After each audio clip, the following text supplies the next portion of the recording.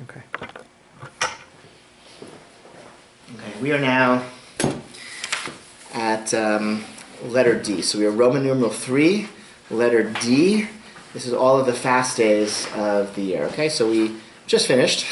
And again, you can watch the YouTube videos. The ASBI Congregation is the name of the YouTube channel of the shul.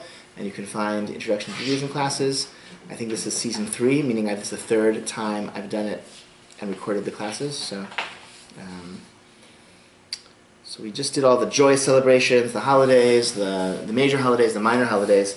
We also have fast days. Fasting is a sort of common practice in many religions, in Judaism as well. Fasting is a form of a religious practice, and generally it's considered to be a sign of mourning, or mourning slash and incentive towards repentance. Maybe part of the repentance process, we deprive ourselves as a way of showing our sincerity, maybe as a way of inspiring us to prioritize spiritual matters and encourage us to engage in the process of repenting. Like fasting alone is not repentance, it's just fasting, but it can be part of the repentance process and can inspire us to do good things.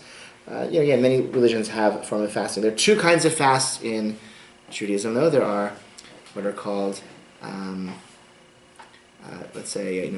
there are like full day fasts, which last 25 hours, and there are half day fasts, which last from when it begins to get light in the morning until dark.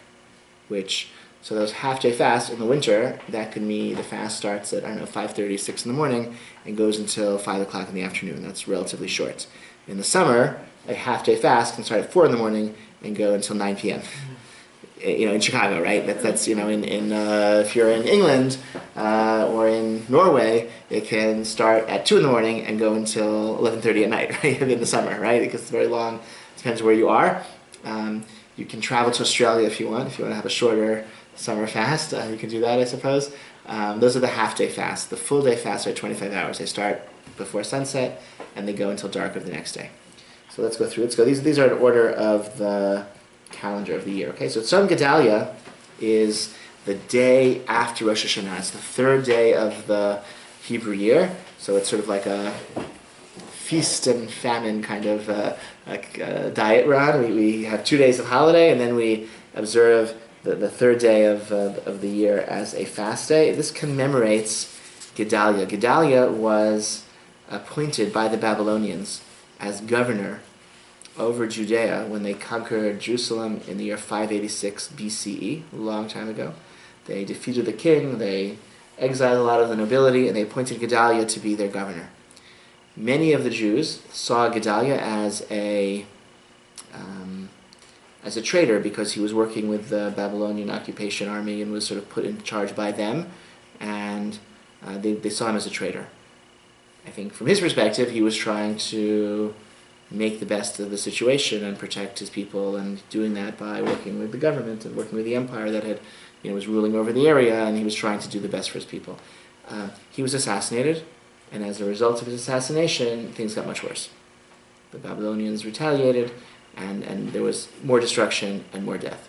And so his assassination, that anniversary, is marked as a fast day. I think it's the themes of religion, of political extremism, and this kind of political assassination. They're very contemporary themes. They're very modern themes. In that sense, it evokes something very, very contemporary themes. But also, it fits in with a series of fast days that we have in our calendar: mourning for the destruction of the Beit HaMikdash, the destruction of the temple in Jerusalem, because there were 2 temples in Jerusalem. They were both destroyed, and we see their destruction not only as an historical tragedy that we mourn, but as a spiritual absence in the world. That something is asunder. The temple in Jerusalem represented the meeting place of spiritual and physical, where the earth met, where God's presence was most felt on earth. And so where this physical created world and the metaphysical world, the world of God's presence, met, and that building being destroyed represents something ruptured in the fabric of creation. And so the absence of the Beit HaMikdash is many people were killed and exiled, etc. So it's historical trauma for the Jewish people, but it also represents a spiritual break in the world. And therefore, we don't just mourn the destruction of the Beit HaMikdash as something bad that happened to our ancestors, but as something that's still wrong with the world. And so our focus is less on, oh, how much we suffered, and oh, the Babylonians did this and the Romans did that, and how much we suffered. The focus is on how we behaved in problematic ways and didn't deserve the Beit HaMikdash and brought this destruction upon ourselves.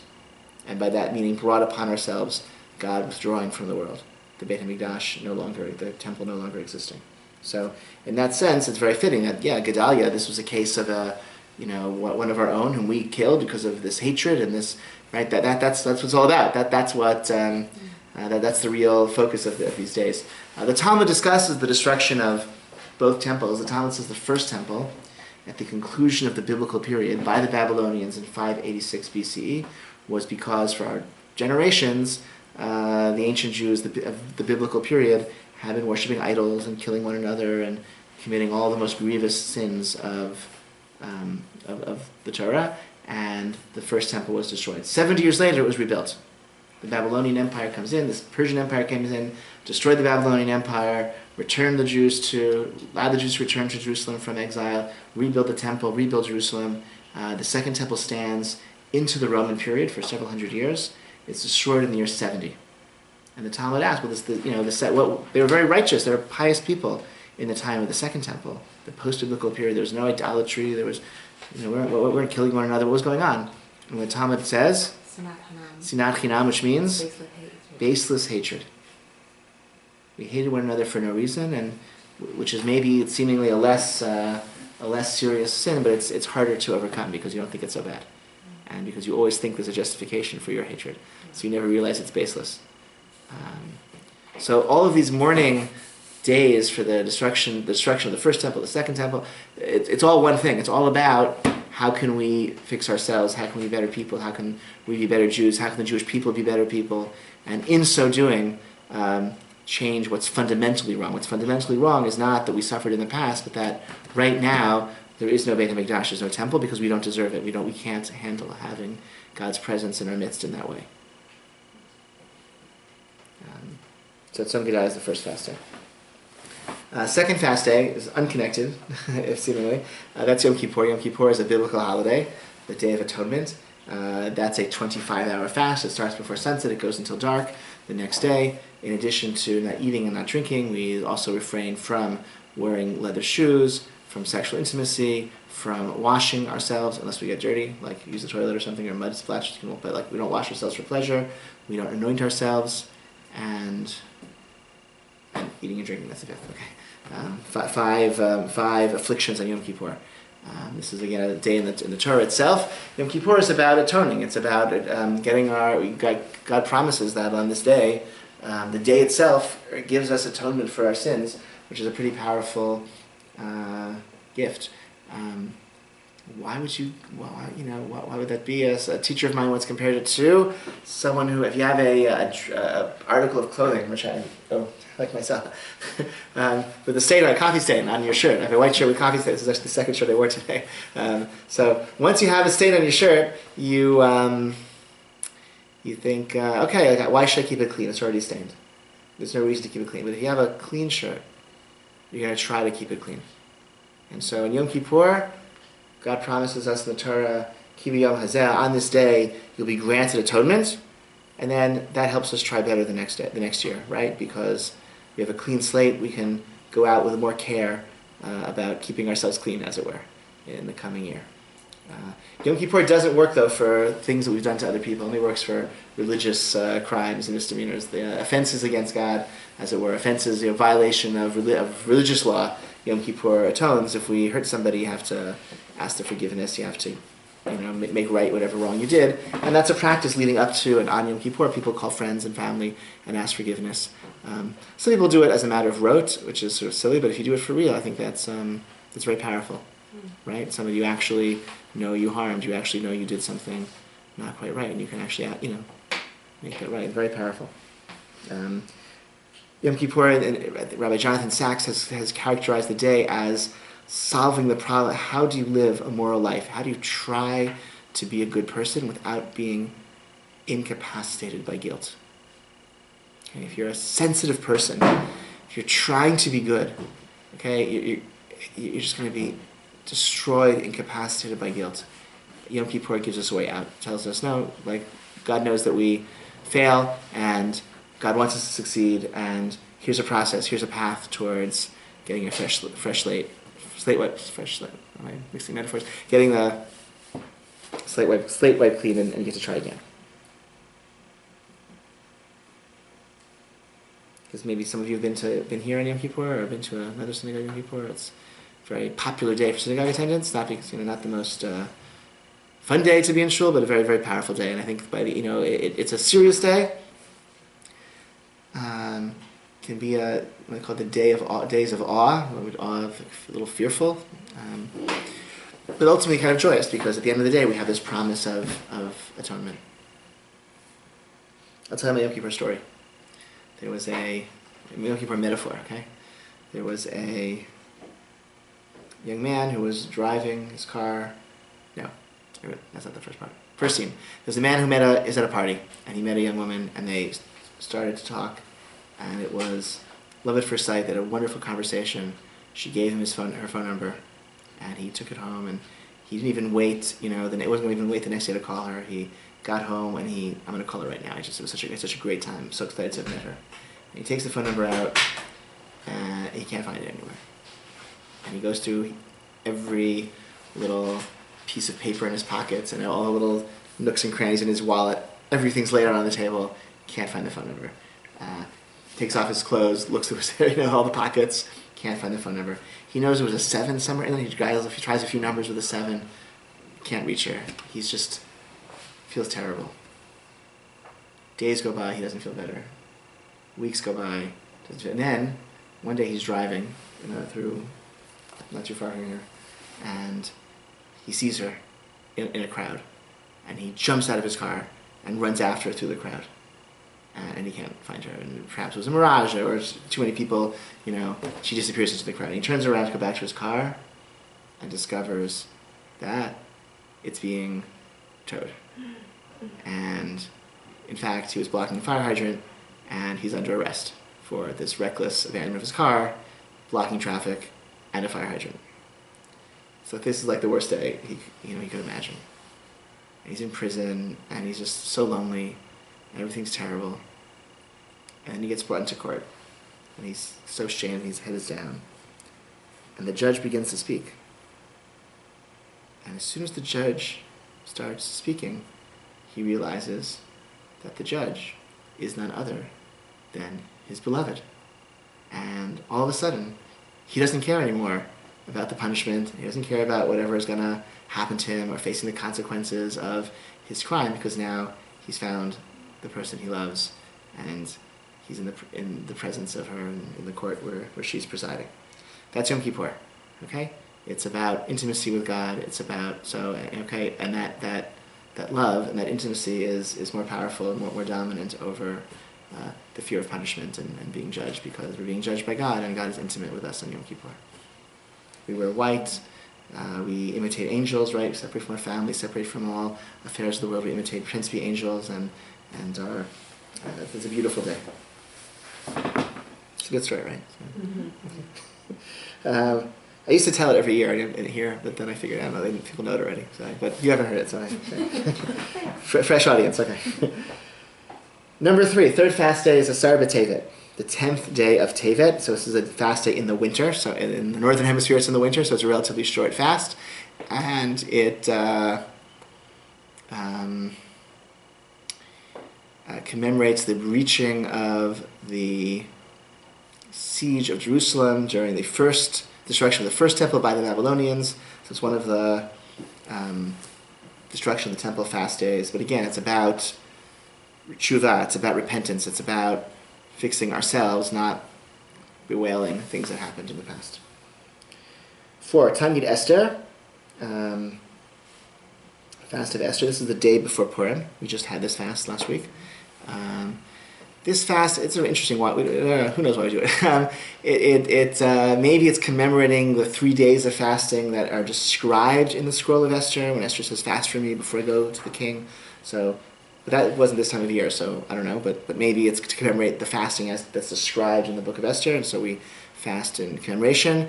Maybe it's fasting because the book of Esther is a very scary story, and it has a very mixed ending, an ambiguous ending, not necessarily a fully happy ending. Because at the end of the story, we're still slaves of Ahasuerus. We're still in his kingdom. We're still dependent on the whim. The most powerful man in the universe is a buffoon, who is, a buffoon who's easily swayed by people, whoever talks to him last, right? That's the end of Megillat Esther. That's a pretty precarious situation to be in, to have the most powerful man in the world be a buffoon.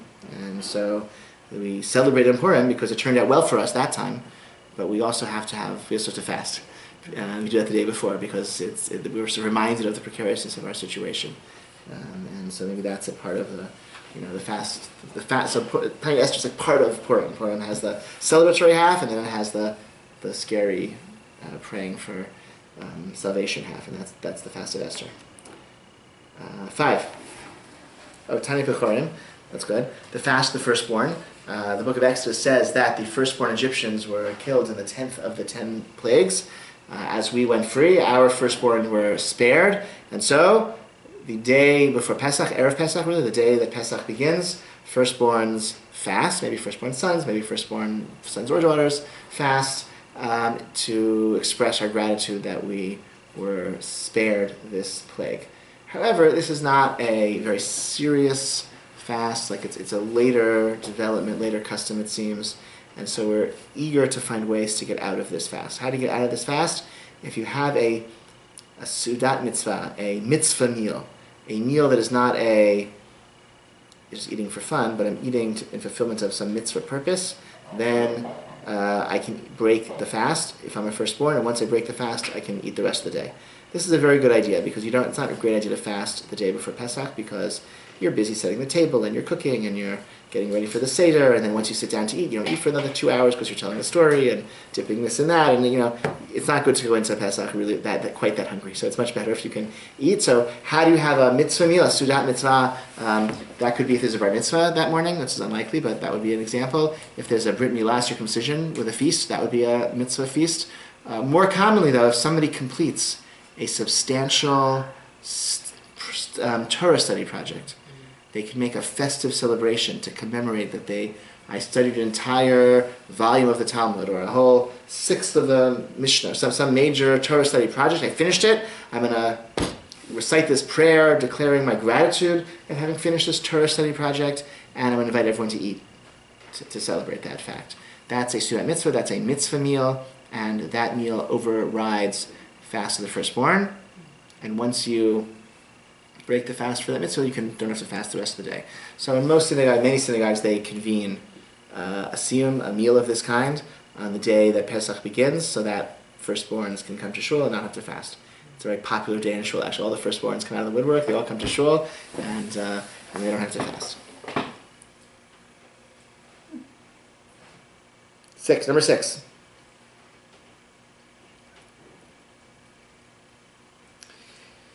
Shivasar b'Tammuz, the 17th of Tammuz. This is in the summer. This is the breach of the walls of Jerusalem in the Second Temple period by the Romans. A number of other really bad things happened in Jewish history on this day. This is when Moses smashed the first tablets of the law, when he came down and saw the golden calf, among other things that happened on this day. And it ushers in a period of 3 weeks leading up to the 9th of Av, which is when the temple was actually destroyed. The 9th, so it's like 3 weeks later. These 3 weeks are always in the summer, and during these 3 weeks we have increasing mourning pride. There are no weddings during the 3 weeks. People refrain from buying new clothing or new homes, new cars, any like significant purchase that you would say a shechianu blessing upon this significant purchase, a happy blessing, right? We refrain from those occasions during the 3 weeks. We don't go to concerts or parties, and we don't take haircuts during the 3 weeks. We don't shave during the 3 weeks, increasingly, and then increasing stringency leading up to the 9th of Av.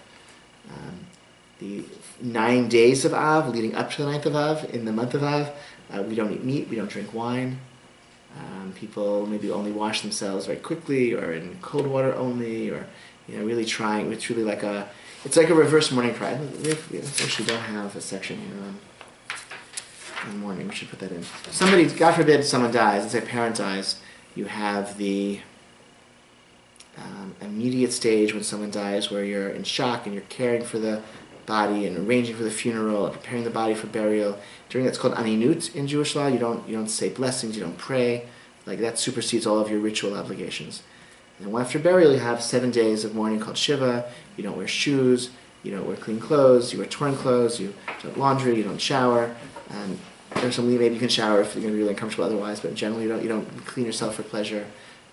Then you have 30 days of mourning where you don't cut your hair, you don't shave, and then you have 12 months of mourning where you don't go to parties, you don't have weddings, you don't attend weddings, and it's a longer. So it's a gradual lifting of the mourning practices from most severe, when you're just in utter shock at this way your world has been torn asunder by the death of a father, mother, husband, wife, son, daughter, sister, brother, and then gradually you get rehabilitated into normal life. When it comes to mourning the temple, it's the opposite. Because this happened so many years ago, we can't quite feel the mourning, just can't snap your fingers and feel it, so we build up. 3 weeks without weddings, and then 9 days without meat and wine, and regular bathing. And then on Tisha B'Av itself, we don't want, it's similar to Yom Kippur with all 5 forms of mourning. We don't wear leather shoes, we don't engage in sexual intimacy, we don't wash ourselves for pleasure, we don't anoint ourselves, we don't eat or drink for these 25 hours. Tisha B'Av itself is this similarly severe. We sit on the floor on Tisha B'Av for the first half of the day, at night and in the morning. The synagogue itself is covered in black, like it's in mourning, like mourning drapes. So the beautiful, velvet covers get either pulled away and either replaced with black ones, or just pulled aside, and you have a door underneath it. So we would just leave it like this. So it's not. So it's just utilitarian and plain rather than adorned. We maybe put away the other adornments in the synagogue. We have the lights low. We sit on the floor. In the evening of Tisha B'Av, we read the Book of Lamentations, a very sad, sad book in the Bible, written in the immediate aftermath of the destruction of the temple and by the Babylonians, the first destruction. We recite elegies, liturgical poems called keynote that evoke tears and crying and mourning. And these elegies, yes, speak about the destruction of the temple and echo language in the Book of Lamentations, echo language in the Book of Jeremiah, the Book of Kings, but also describe events that happened subsequently. They describe events of the destruction of the Second Temple that is described in the Talmud. It describes destructions of Jewish communities and Jewish lives that took place subsequent to the Talmudic period, that took place in the Middle Ages. There are keynote, these liturgical poems of mourning written in the aftermath of the First Crusades in 1096, when Christian armies marched from France through the Rhineland and Germany on their way to the Holy Land to capture it from the Arabs. They massacred Jewish communities along the way in Speyer, in Mainz, in Vermaisa, in Magenza, these major cities of Jewish life in central Germany. Entire communities were massacred. Parents killed their own children and themselves in advance of these armies of crusaders so they would not fall into their hands. A terrible, terrible destruction, and keynote were written, these mourning, to commemorate those catastrophes, which don't really have anything to do with the destruction of the temple. Happened centuries later, but it all does, because that's what's wrong with the world. That's the cause of our exile. That's the central moment where we're living estranged from God, estranged from one another, separate from our land. And so there are keynote about those massacres. There are keynote written about the destruction of the Talmud in 1242 in Paris. Cartloads of rabbinic writings, Talmud, commentary. This was all before the printing press, so everything was manuscript, everything was written by hand. Cartloads of books were burned in an attempt to obliterate Torah scholarship in all of France. And at the time, who knew if Torah would survive? And who knows if, almost certainly, there are manuscripts destroyed that the only copies, the sole copies of brilliant commentaries. We think about our beautiful Beit Midrash and our libraries, the books we have, and we just think of what books we don't have. What amazing comment don't exist. We think about what questions we have of philosophy, what questions we have, dilemmas of Jewish law, unsolved problems of Jewish law. Maybe the solution was one of those commentaries that we don't have, some brilliant medieval scholar whose works we're lost on some relevant Talmudic tractate. So they're even keynote to describe this destruction of books, not even of people. And there are keynote written that describe the land of Israel itself. Zion, halo tishli shalom asirai, Zion, will you not cry out on behalf of your prisoners? Beautiful language where the land of Israel itself is addressed as a character of longing, written by Yehuda Halevi and writing in relative comfort in Spain, but feeling again separate from the place where he belonged as a Jew. So all of these beautiful poems, somewhat challenging Hebrew, but they exist in really clear translation now. We recite them at night on Tisha B'Av. We recite them during the day on Tisha B'Av, and as much as possible, it's a day you don't work. We don't, if you can avoid going to work on Tisha B'Av, it's best to avoid going to work on Tisha B'Av. Often we watch sad movie, Holocaust documentaries in the afternoon. It's a day of contemplating sad things and sort of being in that sadness, connecting to the tragic elements of Jewish history and seeing how it all can be reduced to one day. And historically, a lot of bad things that happen on Tisha B'Av also. It's like an unlucky day in Jewish history. It has been an unlucky day in Jewish history. The first temple and the second temple were destroyed on Tisha B'Av. The expulsion from Spain in 1492 took place on Tisha B'Av, and other events as well in history. Okay. I'm trying to decide if it's worth starting a whole new topic right now, or maybe saving it for the next time. Should we go on? Are you okay for that? Okay. Mm-hmm. All right, we'll go on. All right, we'll go on. All right, Roman numeral 4. Keeping kosher. Okay. The laws of kashrut, keeping kosher,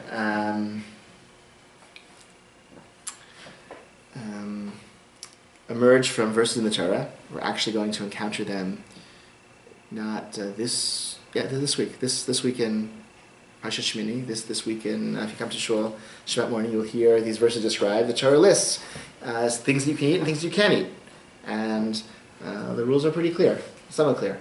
When it comes to animals, they have to have split hooves and they have to chew their cud. What does that mean? What's the animal that has split hooves? For example, what's the animal that doesn't have split hooves that some people eat, but Jews don't? Cat. Oh. Nope. Pigs have split hooves. No. Horses don't have split hooves. Camels don't have split hooves. Okay, good. Bears don't have split hooves. Okay, okay. What's the animal that doesn't chew its cud but does have a split hoof? There's only one. That's the pig. Pig is the only one that has a split hoof but doesn't chew its cud. Okay. Chew its cud. Chew its cud. That means it eats grass. It's a ruminant, and it has 4-chambered stomach, and it regurgitates half-digested plant matter and chews it a second time before swallowing it down into the next stomach.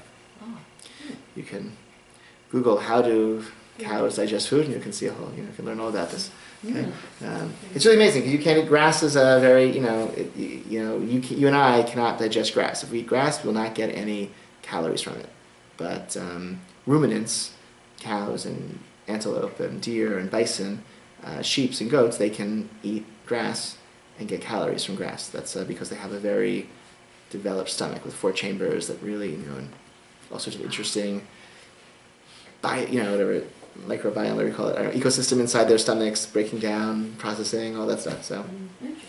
So if you ever want, I don't know, if you see cows chewing, that's what I'm saying. You know, right? Mm-hmm. That's what they're doing. Mm-hmm. Sheep, whatever. Okay. So those are the animals. Okay. So what are some kosher animals? List some kosher animals. There aren't that many. Let's list them. Kosher. Cows, good. Lamb, good. Goat, good.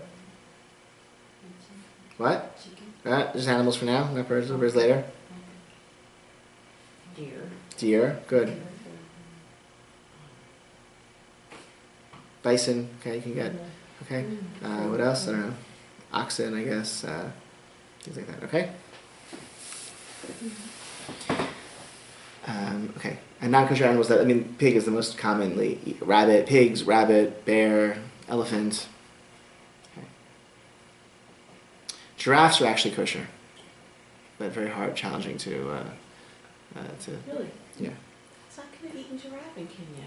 Well, no, but we'll talk about why later. We've got it, okay. These kosher animals all have to be killed through shechita. They have to be ritually slaughtered, which means extremely sharp knife, cut across the trachea and esophagus, without tearing or ripping or pushing in. Just back and forth motions across the esophagus and trachea. In so doing, the major arteries in the neck are severed, and the animal is instantly unconscious and dies very quickly and painlessly. This is kosher slaughter. So unlikely you could have gotten a kosherly slaughtered giraffe in Kenya. The neck it's a very big animal. It's not so easy to restrain. Okay. The urban legend is that no one knows where in the neck to cut the fish. But that's actually not true. You can actually cut anywhere in the neck. It's actually true. Okay. When it comes to sea creatures, Torah again is rules very clear. Sea creature has to have fins and scales. Okay, so what's an animal? What's an example of let's do some kosher fish. What has fins and scales? Salmon. What else? Tuna fish. Good. What else? Salmon. Good. Some more? Tilapia. Very good. Bluefish. Whitefish. Gefilte fish. Okay. Has the fins and scales. What's the fish that doesn't have scales? Catfish. What else? Catfish. Sharks. Good. Eel. Good. There's some debate about swordfish. Swordfish is a debate because they have scales at one stage of their lives and then they don't. So that's the debate.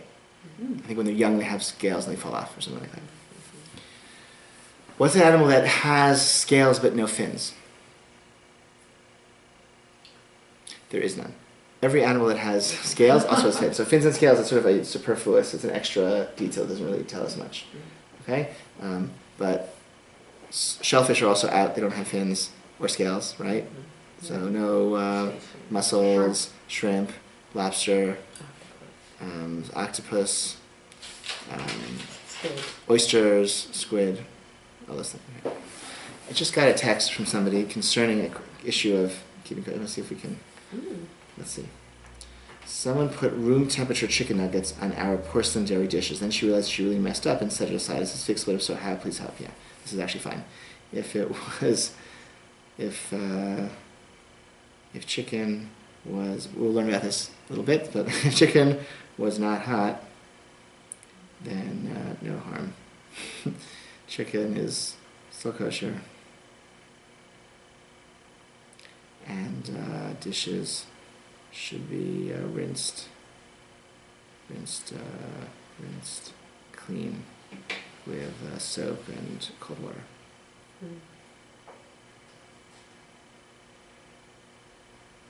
Thanks for asking. Okay, we will learn about this. Okay, in a little while. I just thought I would.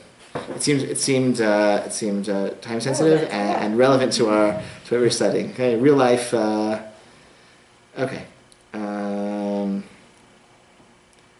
Okay.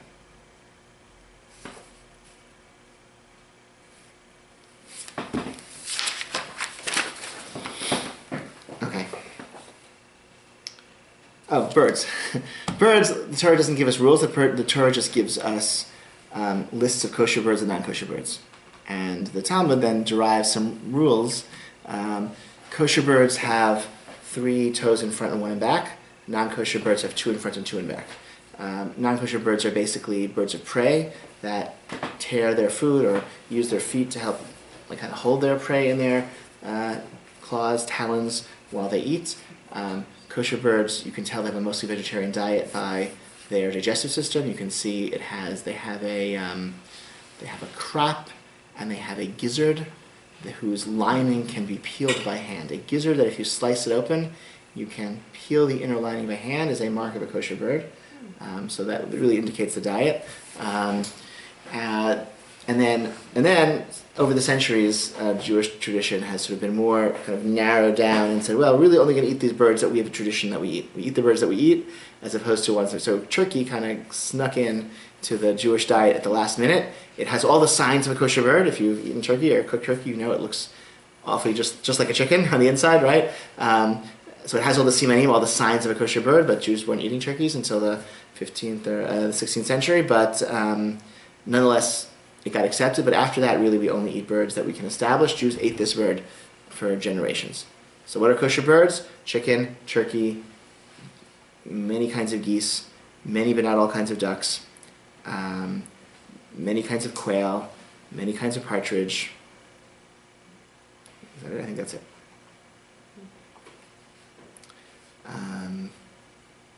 And for each, even say within chicken, it's not so there are hundreds of varieties of chicken, and some of them are so different from what we recognize as a chicken that we wouldn't necessarily eat them. It's a kind of chicken called the silky chicken, which is bred for its... That black one? The skin is black. The feathers are usually white, but with very fluffy, kind of downy feathers. They look like rabbits, but actually they're chickens. And if they behave like chickens, if you put a silky chicken in a cage with other chickens, it will mingle and sort of hang out with other chickens, and its life cycle is just like other chickens, where it lays their eggs and nests and all that. Its behavior is chicken-like, but it looks like a rabbit. You look like a big fluff ball, and so they're generally not eaten because they're a little too different. The Jews weren't eating this thing, for hundreds of years, unlike the more established kinds of chickens. And again, we know what kinds of chickens they ate in the Roman period. We have Roman mosaics of chicken. We know what kind of chickens they had in the times of the Talmudic times. And those are not the chickens we eat now, but the other types of chickens, as they've been brought into contact with Jews, they've been, sometimes with some controversy, they've been accepted as chickens, not yet for the silky. I don't think they're eaten. I think they're mostly raised as pets or something. In Asia, they eat them. Oh, yeah? Cool. You've traveled a lot. Yeah. Mm-hmm. I'm a vegetarian, vegan. Oh, okay. Okay. So those are the kosher and non-kosher birds that you might, I don't know, very few non-kosher birds that are typically eaten, as far as I know. What would be some that people eat that aren't kosher? No, ostrich. People eat ostrich. That's not kosher. Oh,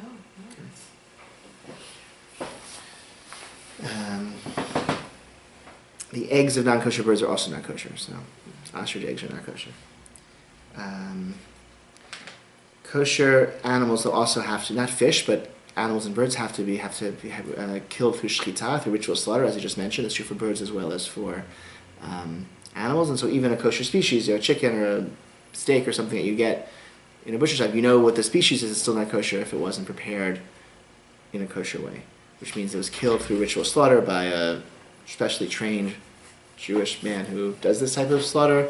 The meat has to then be processed, the blood has to be soaked and salted away. Where Torah says not to eat blood, so we soak and salt the blood, and this is why kosher meat is only kind of sold separately and specially marked and specially packaged, and that's you can just walk into any supermarket necessarily expect to find.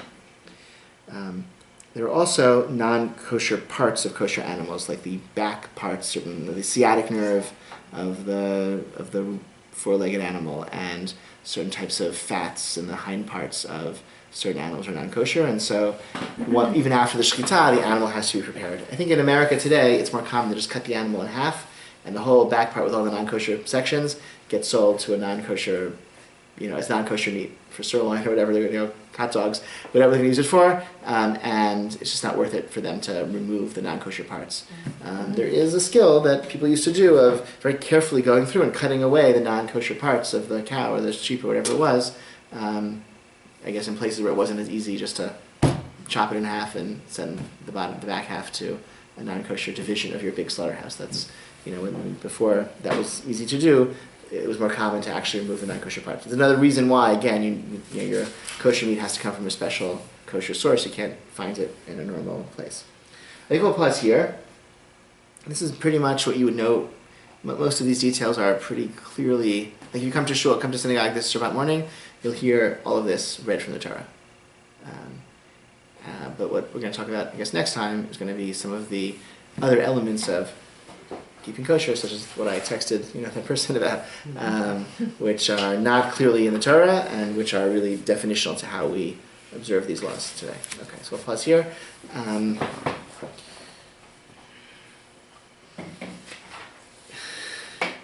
She wrote, "No harm, no foul," for the chicken. Oh, that's cute. Very nice.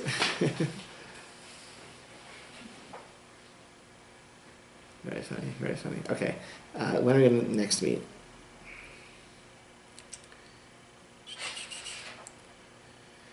Next Monday. I'm just realized I'm flying on Monday. I don't want to commit to being here because I just, if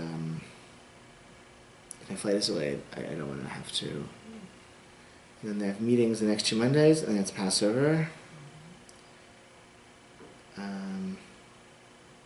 Monday, April 29th.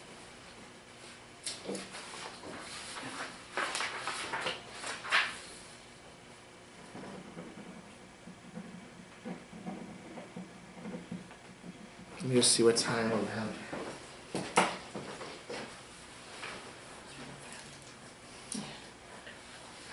We'll have to have the class. We'll have to start at 8 again because of okay. So we'll continue talking about kosher food and all the stuff that's not clear from the Torah, and keeping kosher kitchens and all those things. Okay.